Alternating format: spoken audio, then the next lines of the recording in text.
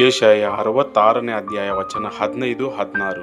ಆಹಾ, ಯೆಹೋವನು ಬೆಂಕಿಯನ್ನು ಕಟ್ಟಿಕೊಂಡು ಬರುವನು, ಆತನ ರಥಗಳು ಬಿರುಗಾಳಿಯಂತಿರುವವು. ರೌದ್ರಾವೇಶದಿಂದ ತನ್ನ ಸಿಟ್ಟನ್ನು ತೀರಿಸುವನು, ಅಗ್ನಿ ಜ್ವಾಲೆಯಿಂದ ಖಂಡಿಸುವನು. ಯೆಹೋವನು ಅಗ್ನಿಯಿಂದಲೂ ತನ್ನ ಖಡ್ಗದಿಂದಲೂ ಎಲ್ಲಾ ನರಜನ್ಮದವರಿಗೂ ನ್ಯಾಯ ತೀರಿಸುವನು. ಆಗ ಆತನಿಂದ ಹತರಾಗುವರು ಬಹುಜನ.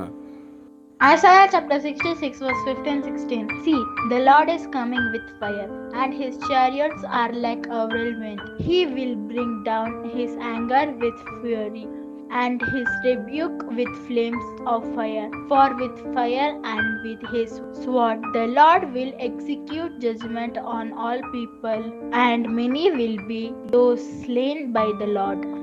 यशाया अध्याय 66 वचन 15 और 16। क्योंकि देखो, यहोवा आग के साथ आएगा और उसके रथ बवंडर के समान होंगे, जिससे वह अपने क्रोध का जलजलाहट के साथ और अपनी चितौनी को भस्म करने वाली आग की लपट से प्रकट करे।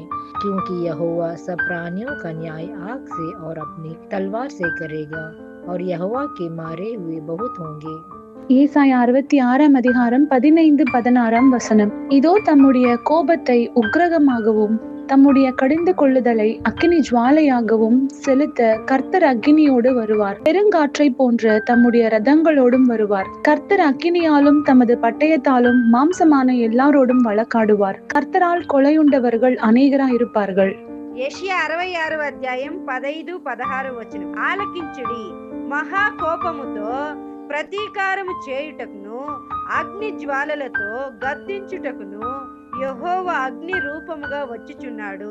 ఆయన రథములు తుఫాను వలె త్వరపడుచున్నవి. అగ్ని చేతను తన ఖడ్గము చేతను శరీరులందరితో ఆయన వ్యాజ్యమాడును. యెహోవా చేత అనేకులు హతమౌదురు.